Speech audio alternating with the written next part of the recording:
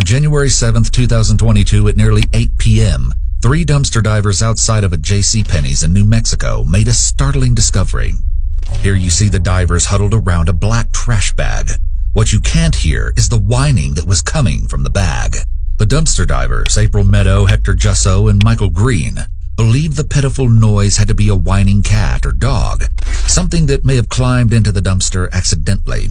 Instead, they're horrified by the truth of what they found. A living, breathing baby boy wrapped in a trash bag was left in that dumpster to die. With its umbilical cord intact, this child had no chance of survival after being abandoned. Upon finding the child, April Meadow is seen rushing off camera with the child in her grasp, wiping it off with the towel it was wrapped in. The crew called law enforcement shortly after this, all the while wondering who could do something like this. Hello, 911? Yes, we just found a baby in the trash. We had just found an infant child. Is it breathing? In the goddamn trash. Yes, ma'am. Hello? Hello, yes, ma'am. Can you tell me about the baby?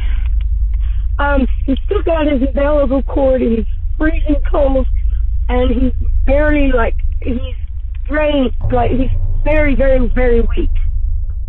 The police were on the scene quickly. The same surveillance footage from roughly 6 hours earlier than when the baby was found shows a white 4-door Volkswagen Jetta pulling into a nearly empty parking lot and stopping in front of a line of 3 large green dumpsters. A woman exits the driver's side door and opens the back passenger door. She then grabs a black bag from the back and casually throws it into the open dumpster on the far right, before hastily getting back into the vehicle and driving away. The entire incident only takes 30 seconds, but the damage has been done. It's too late to take it back. The alleged driver of that car, Alexis Avila, 18, is seen here, waiting for questioning. Brought in only a little while after the baby was recovered from the dumpster, Alexis is seated against the wall, giving her the feeling that she is trapped and has nowhere to go. The following interrogation has been analyzed by a qualified team, including a licensed attorney and former criminal prosecutor, a licensed clinical psychologist, a psychologist trainee, and an individual with a Master of Science in Clinical Psychology. Can I have some toilet paper for my nose? Yeah, thanks. Yeah. Just a minute.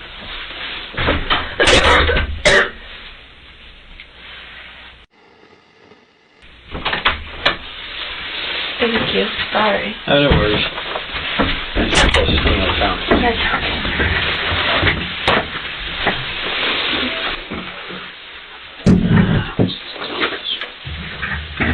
Alright, so, please down in place, okay?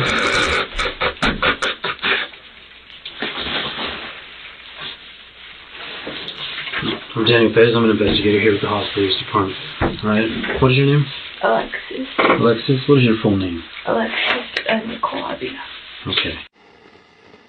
So before I do ask you any questions, okay, I do per policy and procedure, I read everybody their rights. It doesn't mean anything other than me making you aware of your rights and you understanding your rights. Okay. Does that make any sense? Mm-hmm. Okay. Do you need any medical attention though before we start? No? Are you okay? Yeah. So there are bulletins. I'm going to read you each bulletin. If you have any questions, feel free to stop me at any point, okay? So, of course, you have the right to remain silent. You do not have to say anything at all. And anything you do say can be used against you in a court of law. Do you understand that part? All right. As soon as she sits down, the detective reads Alexis the Miranda rights. In doing so, he is assured that later on Alexis can't say she didn't understand her rights. The detective is also extremely careful in downplaying the Miranda rights, because this usually means that the suspect is less likely to request a lawyer, especially if they're young. And what else do I do? If you wish to talk to me or not, you can just initial yes or no. Okay. Alexis seems polite and cooperative. Her tone of voice is soft-spoken. The fact that she moves the paper towel on the table when the investigator spoke, and she maintains eye contact are all indications of respect for authority and a willingness to cooperate. Alright, so I know there's a lot, okay, to talk about, and I just want to ask you, why you think you're here, or what led us to us being here. Alright, obviously I do know information, and the last thing I want to do is to start off on the wrong foot and for you to start, lying. So there's always two sides to the story. Obviously, I'm looking at a evidence standpoint, what we were called out to. I don't know what you're going through. If you're going through anything, we're all humans. Before me being a detective, I'm a father. I'm son and stuff like that. We're all human. It doesn't matter what rank we have or how old we are.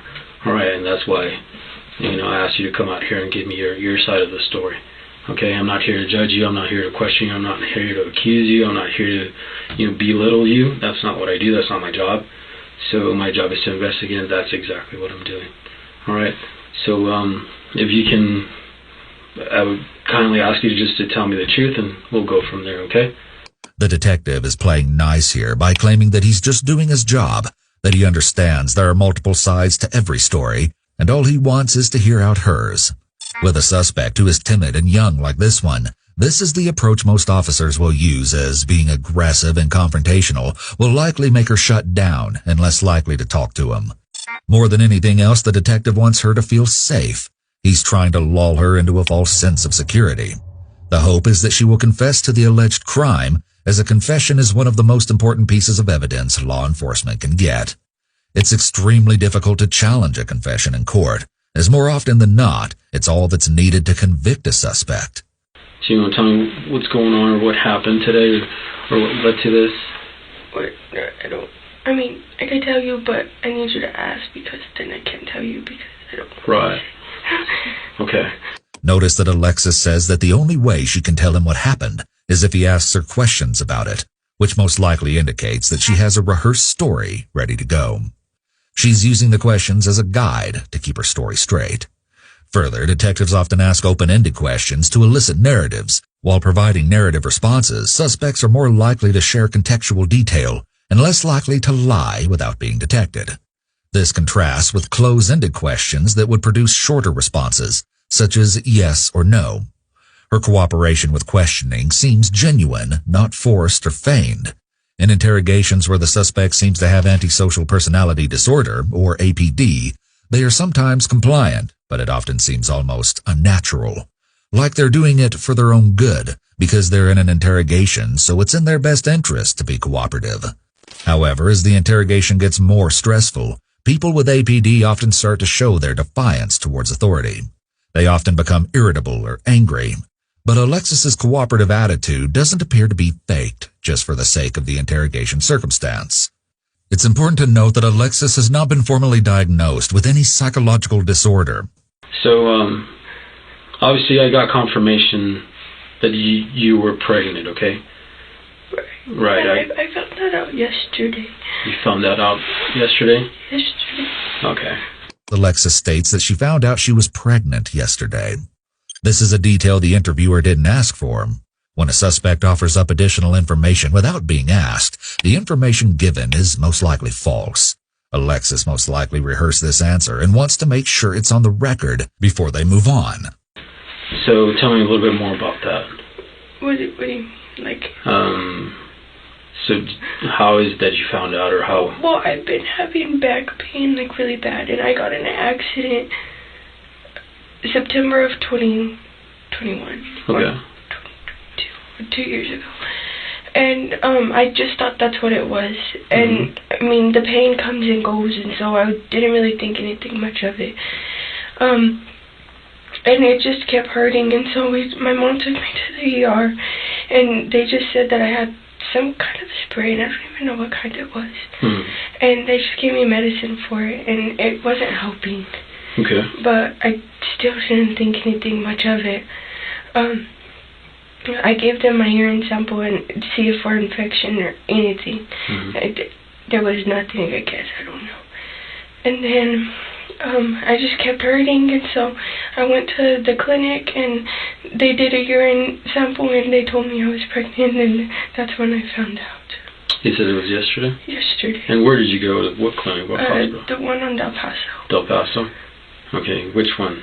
Lee? Yeah, that one. Okay. The one under construction. Alright. Who took you? Myself. My parents were at work. Your parents were at work? Yeah. Okay.